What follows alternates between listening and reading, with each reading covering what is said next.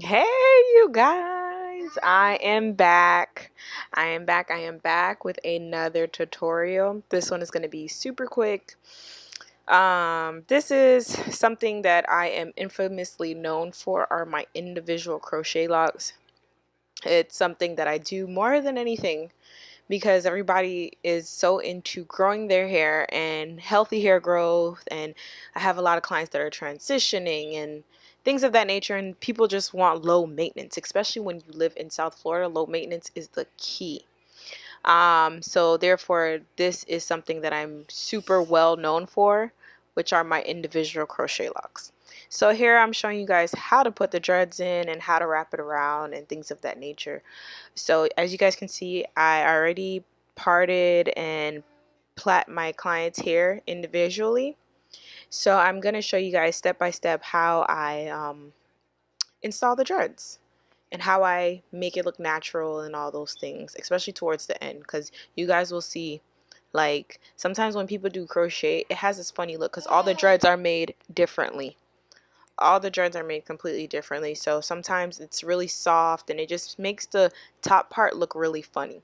So here I push my crochet needle through and I grab the hair and I pull it through, and I pull the plait through, and then I tighten it one side with the crochet.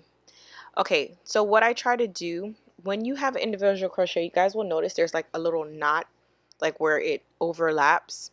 What you guys want to do is open up that hair so it's flat, so it doesn't create that little bulgy weird look that it does sometimes.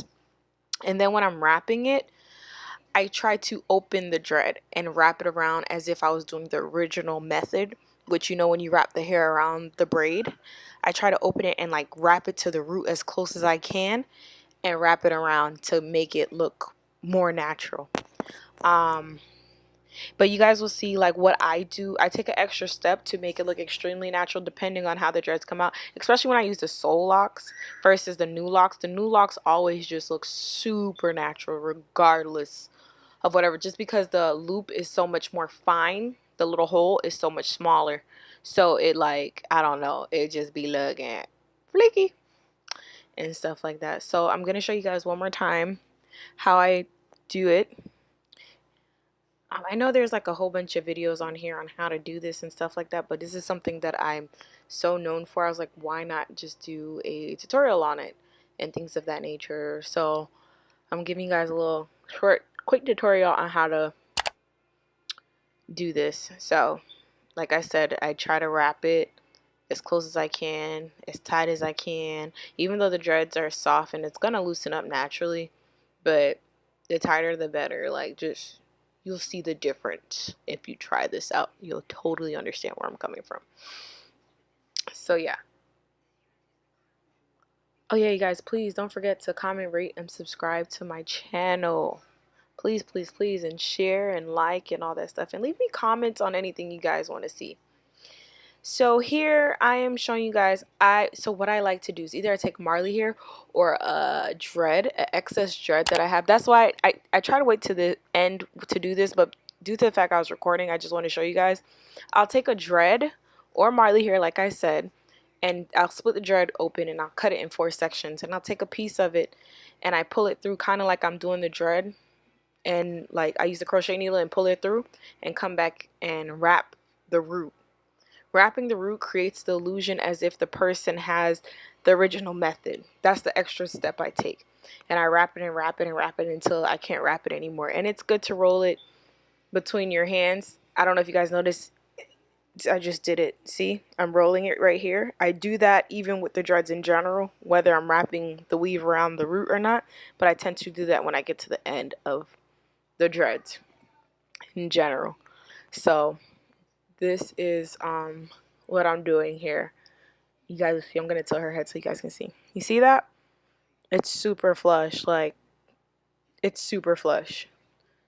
You can't tell where it start and ends. Like, you can't. That's the goal, not to be able to tell. It looks like it's coming out of her roots.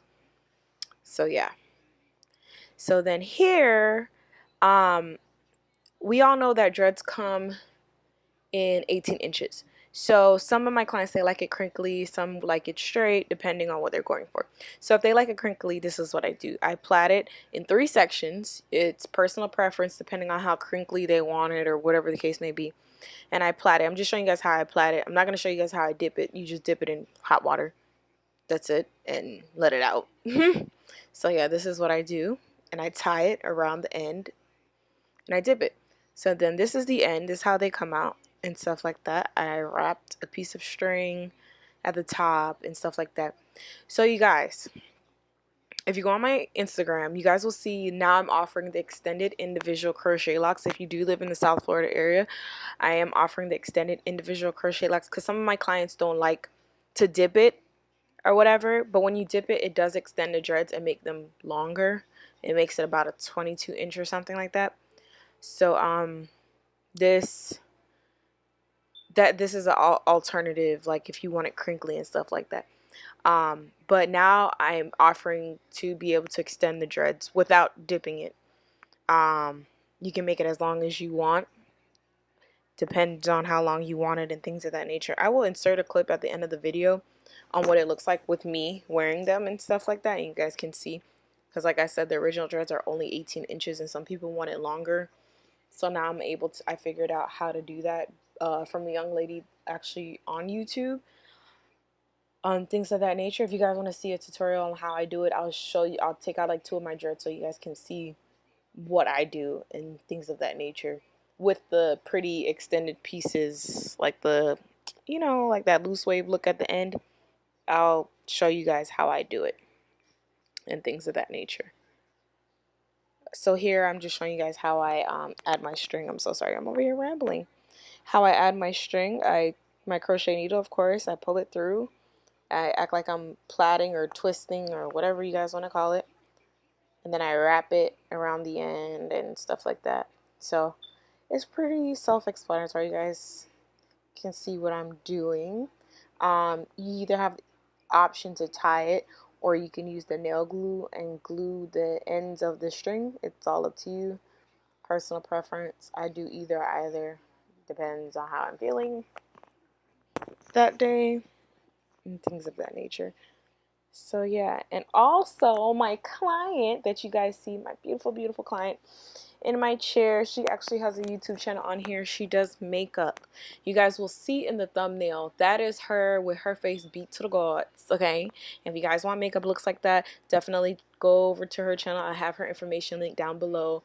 If you guys want makeup tutorials and things of that nature and how to beat your face and stuff like that, I'll have all her information on the screen and stuff like that, and I will have her information in the description box. So here I am. So what I do with my edge comb, I tend, because some people naturally just have baby hairs that just be chilling no matter how much I try to get it in a dreaded thing, be like, nope, you thought I was gonna cooperate today. So what I do, I try not to go against people natural baby hair because these are locks, so you do want it to look as raw as possible anyways. So what I'll do, I'll take my edge comb and I'll go to the top and I will pull down the, like, their baby hair with the little comb by itself. I'll do that and start molding their edges. And what I like to use is the 24-hour edge control and the Got To Be glue gel together combined. It creates such a perfect hold, in my opinion. The 24-hour edge control is really good on its own, but I have some clients where they're like, girl, I do not know how to lay my baby hair, so I need it to last. So I'll just combine the two, or depending on the person, I would just use the Got To Be glue gel by itself because they're like, girl, I need the maximum hold. But I like that soft, not too obnoxious hard hold. So I just love using those two combined. So here I'm basically just molding it till I like it or she likes it or whatever the case may be. Most of my clients, they don't even care. They just let me do my thing. So here I'm showing you guys the end results. Look at that. I know you see that. I know you see it. So yeah, this is the end of the video. I'm just showing you guys how it came out and things of that nature, how the dreads look. Her dreads are mixed. Some of them are brown, some of them are 1B, a number 1. So yeah. and this is the end results I'm showing you guys.